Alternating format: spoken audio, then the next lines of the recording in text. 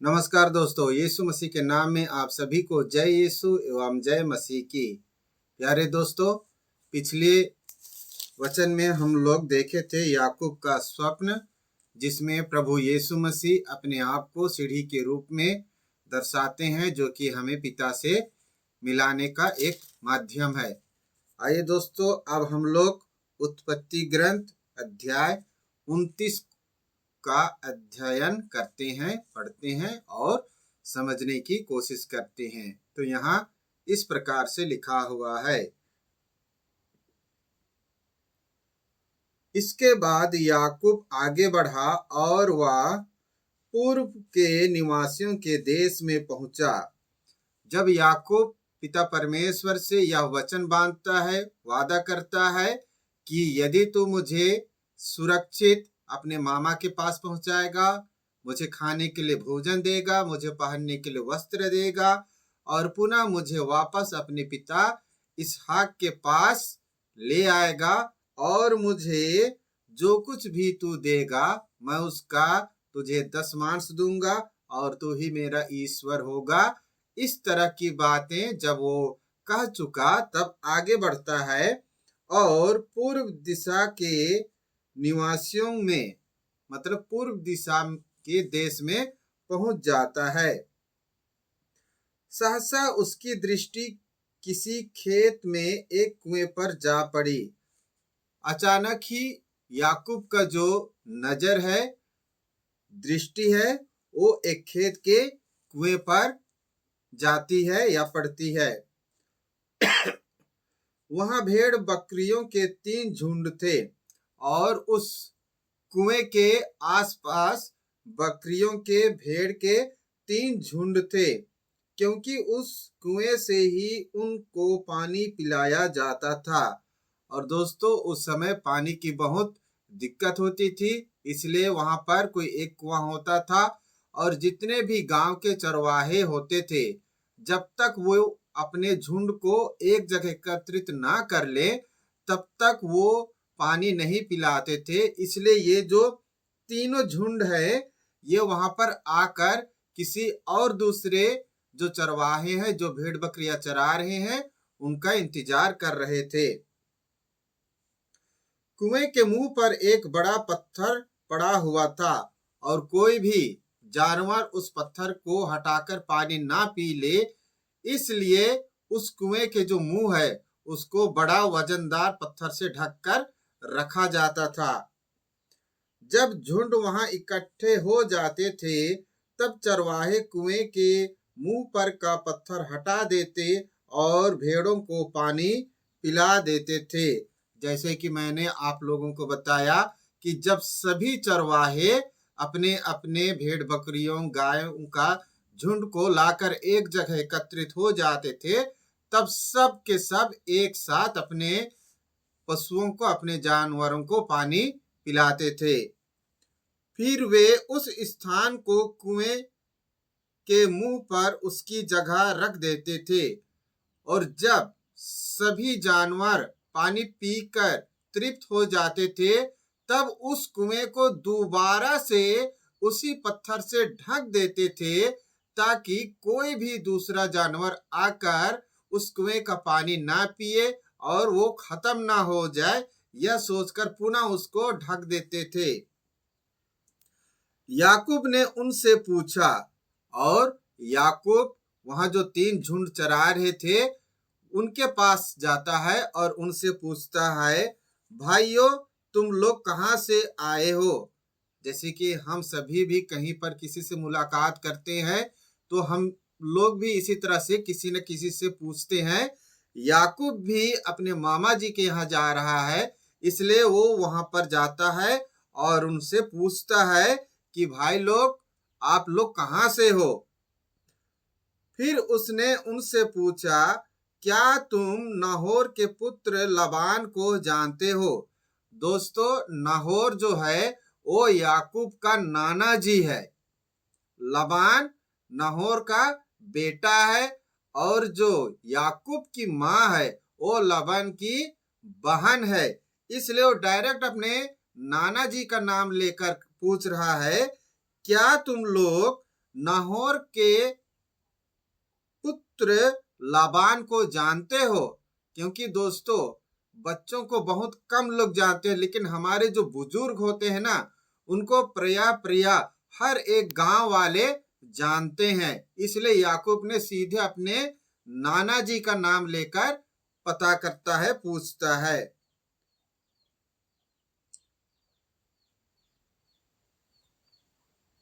उन्होंने कहा, तब उन लोग क्या कहते हैं, हाँ, हम उनको जानते हैं।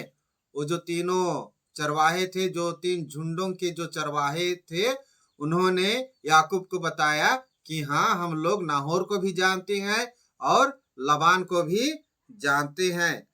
तब उसने पूछा, अब कौन पूछ रहा है? याकूब पूछ रहा है, क्या वह सकुशल है? और क्या पूछ रहा है? क्या नाहोर अच्छा है? क्या लबान अच्छा है? वो यह नहीं बता रहा है कि वो मेरा मामा है और जो नाहोर है वो मेरा नाना जी है, वो नहीं बता रहे, लेकिन उनकी कुशलता को पूछ रहा है कि वो लोग कैसे हैं, बीमार हैं, क्या है, इस तरह से। तब उन्होंने उत्तर दिया, हाँ, वह अच्छी तरह है। और वो जो गडेरिये हैं, जो चरवाहे हैं, उन लोग याकूब को बताते हैं कि हाँ, वो लोग कैसे हैं, अच्छे हैं। देखिए, उनकी बेटी राहेल भेड़ों के साथ आ रही है। अब देखिए कौन आ रहा है? लबान की बेटी राहेल, वो भी भेड़ बकरी चरा रही है और अभी वहीं पर अपने झुंडों को लेकर आ रही है उस कुएं के पास, क्योंकि उनको भी क्या करना है? पानी पिलाना है। तब याकूब ने कहा, अभी तो दिन बीतने में बहुत देर है। दोस्तों, इस समय शाम नहीं हुआ है और याकूब पहले ही अपने मामा जी के गांव के आसपास पहुंच चुका है, लेकिन वहां पर सभी लोग पानी पिलाने के लिए इकट्ठे हो रहे हैं। तब राहेल भी आ रही है और याकूब ये सोचता है कि हो सकता है अभी ये लोग अपने जानवरों को, पशुओं को पानी पिलाकर वापस घर जाएंगे। इसलिए क्या कह रहा है? अभी तो दिन बीतने में बहुत देर है, अभी शाम होने में बहुत टाइम है। पशुओं को इकट्ठा करने का समय नहीं हुआ है। जब तक शाम नहीं होगा तो पशुओं को भी हम लोग इकट्ठा नहीं कर सकते, घर में बांध नहीं सकते। भेड़ों को पानी पिलाओ और जाओ, उन्हें फिर से चराओ। याकूब क्या कह रहा है? जितने भी भेड़ आए हुए, जितने भी झुंड आए हुए हैं, पहले से 3 झुंड है और अभी राहेल भी लेकर आ रही है, तो क्या कह रहा है याकूब? अपनी अपनी भेड़ों को पानी पिला लो और फिर से चराने जाओ, क्योंकि अभी शाम नहीं हुआ है। परंतु उन्होंने कहा, हम ऐसा नहीं कर सकते। जब सब पशु इकट्ठे हो जाएंगे और कुएं के मुंह से पत्थर हटाया जाएगा, तभी हम भेड़ों को पानी पिला सकेंगे। दोस्तों, इस समय ये जो चरवाहे हैं, ये केवल अनुमान के हिसाब से वहां पर पानी पिलाने लाते थे। उस समय मोबाइल का जमाना नहीं था, आजकल जमाना है। हम लोग खटाक से फोन करते हैं, भाई मैं यहाँ पर पहुंच रहा हूं, तू आ जा। तो दोस्तों, ये लोग वहां पर अनुमान लगाते थे कि हाँ भाई, इतना समय हो गया, उन लोग भी अभी आ रहे होंगे, हम लोग भी चलते हैं, जाकर वहां पर एक जगह इकट्ठा हो जाएंगे। तो इस अनुमान से वो लोग यहाँ पर इकट्ठा हुए हैं। इसलिए वो जो चरवाहे हैं, उन लोग क्या कह रहे हैं याकूब को? हम ऐसा नहीं कर सकते।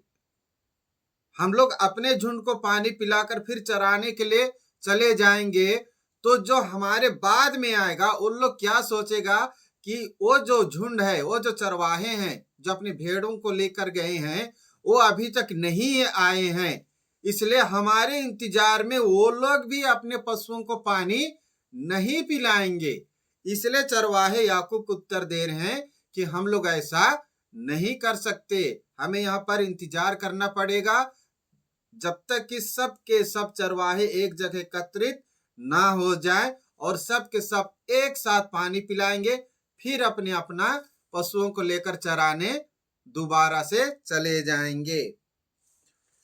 वह इस प्रकार उनसे बातें कर ही रहा था कि अपने पिता की भेड़ों के साथ राहेल वहां आ पहुंची। याकूब उन तीनों चरवाहों के साथ जब इस तरह से वार्तालाप कर ही रहा है, बातचीत कर रहा है, तभी राहेल भी अपने भेड़ बकरियों को लेकर वहां पर आ पहुंचती है। वह भेड़ें चराया करती थी, क्योंकि राहेल क्या है, छोटी बहन है, इसलिए वो भेड़ बकरियों को चरा रही है या चराती थी। जब याकूब ने अपने मामा लाबान की बेटी राहेल को और अपने मामा लाबान की भेड़ों को देखा, तब याकूब ने पास जाकर कुएं के मुंह पर से पत्थर हटा दिया और अपने मामा लाबान की भेड़ों को पानी पिलाया। दोस्तों, यहाँ पर याकूब ने क्या किया, वो किसी झुंड का इंतजार नहीं किया, और भी चरवाहे हैं उनका इंतजार नहीं किया, लेकिन जैसे ही राहेल उसके मामा की छोटी बेटी अपने भेड़ बकरियों को लेकर आती है, याकूब जाता है, कुएं का पत्थर हटा देता है और क्या करता है, पानी पिला देता है। फिर याकूब ने राहेल का चुम्बन लिया और फूट फूट कर रोने लगा। और याकूब क्या करता है, राहेल का चुम्बन करता है और फूट फूट कर रोता है। जैसे कि पहले जमाने में लोग यदि बहुत दिनों के बाद अपने रिश्तेदारों को देखते थे, अपने परिवार के सदस्यों को देखते थे, तब रो रो कर उनसे मुलाकात करते थे, अपने दुख सुख को बताते थे। इसीलिए याकूब भी उस समय क्या कर रहा है, रो रहा है। उसने राहेल को बताया कि वह उनके पिता का संबंधी और रेबेका का पुत्र है। और याकूब राहेल को बताता है कि वह उसके पिताजी के परिवार का है और उसकी माँ का नाम रेबेका है। और रेबेका किसकी बहन है, तुम्हारे पिताजी का, लाबान का बहन है, मैं उसका बेटा हूं, यह कहकर राहेल को बता रहा है। यह सुनकर अपने पिता को यह खबर देने दौड़ पड़ी। जैसे ही याकूब ने बताया कि याकूब उसके परिवार का है, राहेल अपने भेड़ बकरियों को छोड़कर अपने पिताजी को खबर देने के लिए भाग रही है, खुशी के मारे कि पिताजी पिताजी देखो हमारे घर में कौन आ रहा है। जैसे ही लाबान ने अपनी बहन के पुत्र याकूब के आने का समाचार सुना, वह उनसे मिलने को दौड़ा और उसे गले लगाकर उसका चुम्बन किया। और जैसे ही अपनी बेटी राहेल से लाबान खबर पाता है कि मेरी बहन का बेटा मुझसे मिलने के लिए आ रहा है। दोस्तों, उस समय घोड़ा गाड़ी, बंगला गाड़ी, रेलगाड़ी, हवाई जहाज नहीं होता था। चाहे कितना भी दूर हो, आपको पैदल ही जाना होता था। और ना जाने उन लोग कितने दिनों के बाद में अपने परिवार के सदस्यों को मिल रहा था।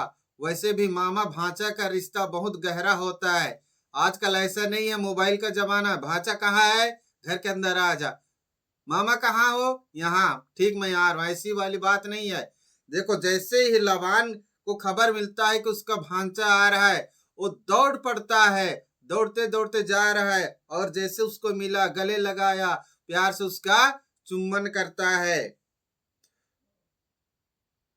फिर वह उसे अपने घर ले आया।